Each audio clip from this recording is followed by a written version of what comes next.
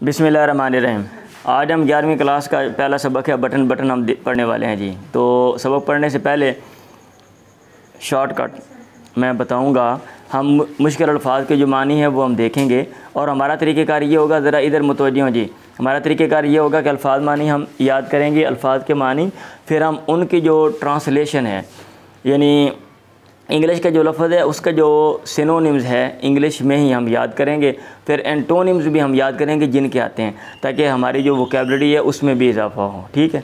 फिर उसके अलावा यहाँ पे जो लफ्ज़ मैं लिखूँगा उनमें हम वर्ब भी ढूंढेंगे, मैं आपको तरीका बताऊँगा, और एडवर्ब भी ढूंढेंगे, नाउन और एडजेक्टिव भी हम ढूंढेंगे। फिर उसके बाद हम एक पैरा पढ़ेंगे और उस पैरे में जो टेंस इस्तेमाल हुआ होगा वो भी हम देखेंगे।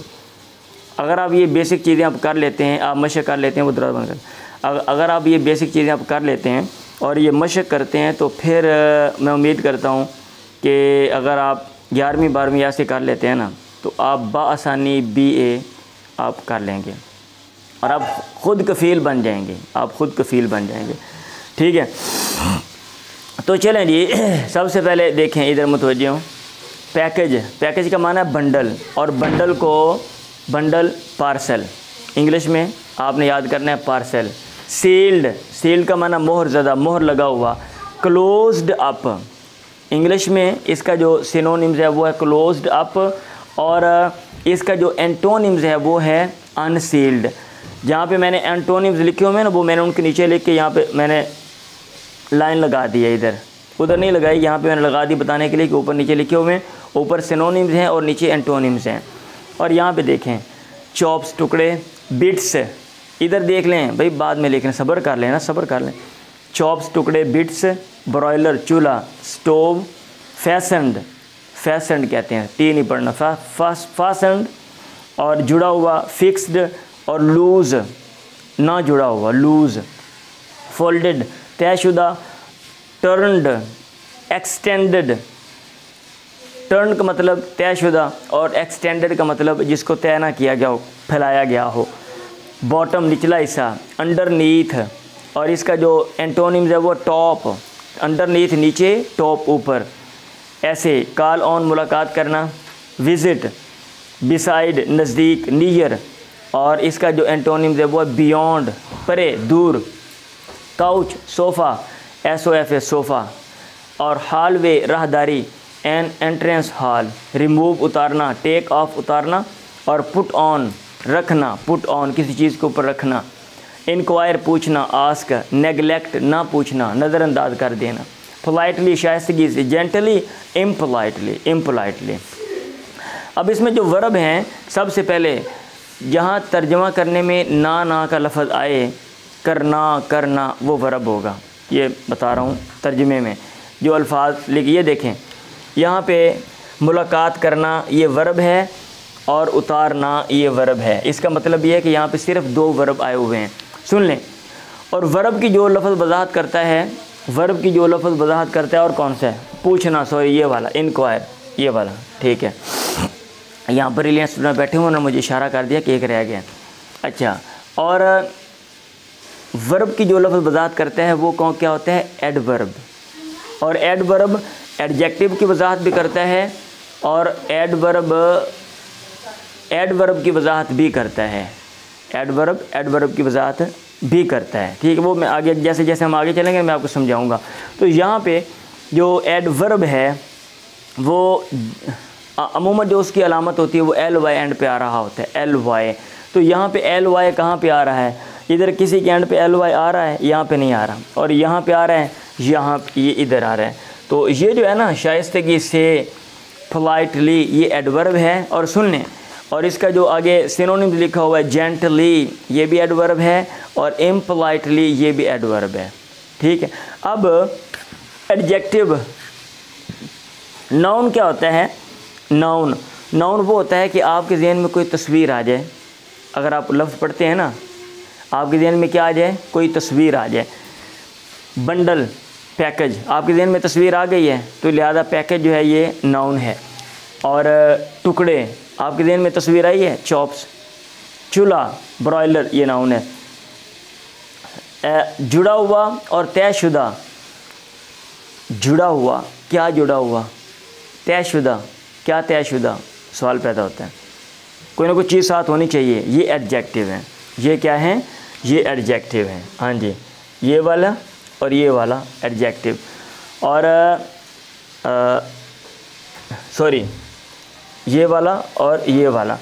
अच्छा, असल में ये है ना, ये जो वर्ब की जो थर्ड फॉर्म होती है, ये अगर नाउन के साथ आ जाए तो फिर ये एज ए एडजेक्टिव इस्तेमाल हो जाती है, और अगर इनके दरमियान हेल्पिंग वर्ब आ रहा हो तो वहाँ पे फिर ये टेंस में इस्तेमाल करते हैं। ठीक है, हाँ जी। तो बहरहाल इसमें देखना पड़ेगा कि आया पैसिव वॉइस में टेंस में ये इस्तेमाल हुआ है, इधर किताब में देखना पड़ेगा। और अगर ये नाउन के साथ आ रहे हैं तो फिर ये एडजेक्टिव हैं।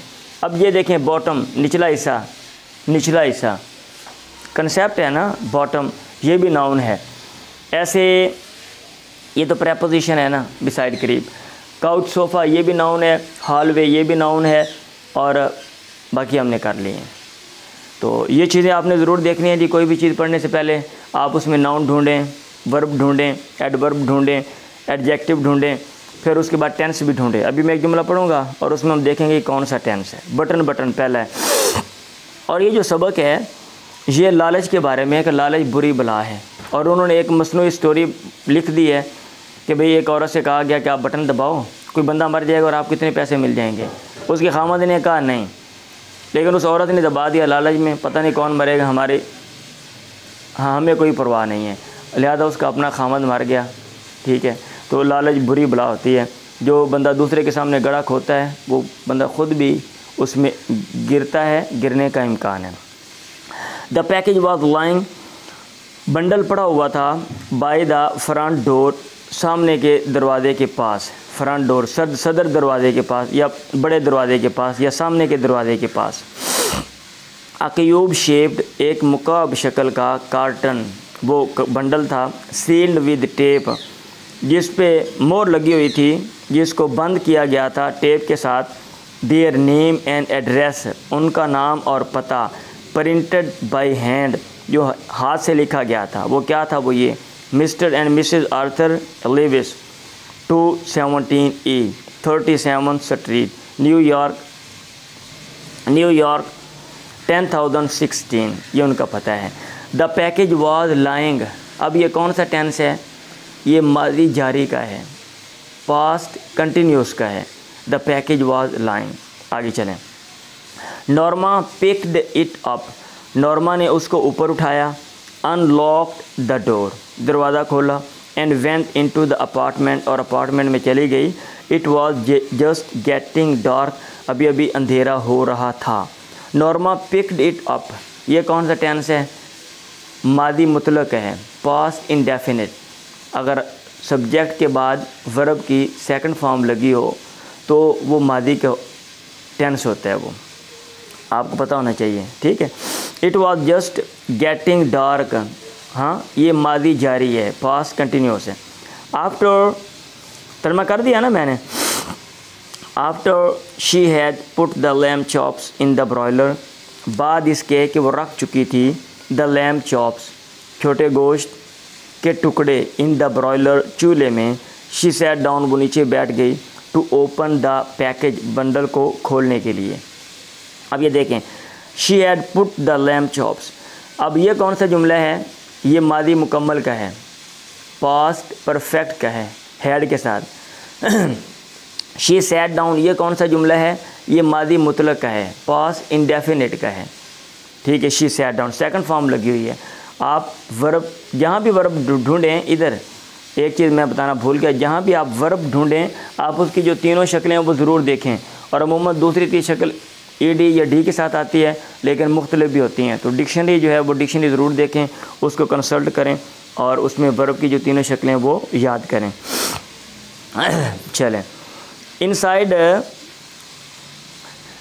द कार्टन, बंडल के अंदर, वाज था, अ पुश बटन यूनिट, एक दबाने वाले बटन का unit. Fashion to a small wooden box, जिसको जोड़ा गया था छोटे से लकड़ी के डब्बे के साथ।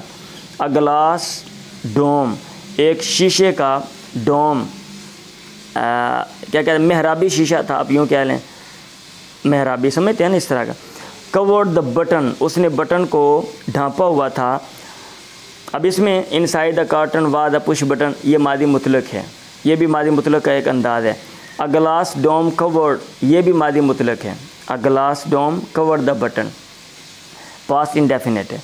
नॉर्मा ट्राइड, नॉर्मा ने कोशिश की टू लिफ्ट इट ऑफ, उसको उतारने की, उठाने की, बट इट वाज लॉक्ड, लेकिन वो चस्पा था इन प्लेस, जगह में।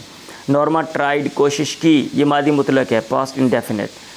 एंड इट वाज लॉक्ड, ये मादी मुतलक है और पैसिव वाइज है, पैसिव वाइज, वो पीछे वाले एक्टिव वाइज है सारे। She turn the unit over, उसने उस यूनिट को उल्टाया, turn over उल्टाया।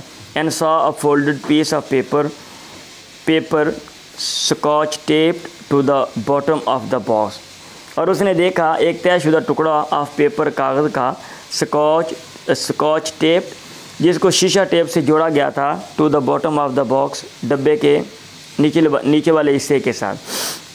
She turn the unit over, ये मादी मुतलक है, past indefinite. And saw a folded, ये भी मादी मुतलक है। शी पुल्ड इट ऑफ, उसने उसको उतारा, खींच के उतारा।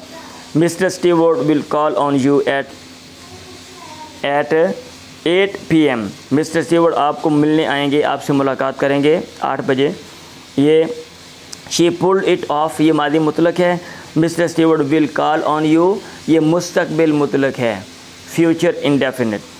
Norma put the button unit beside her on the couch, Norma ने रख दिया बटन यूनिट अपने करीब, ऑन द काउच, सोफे पे।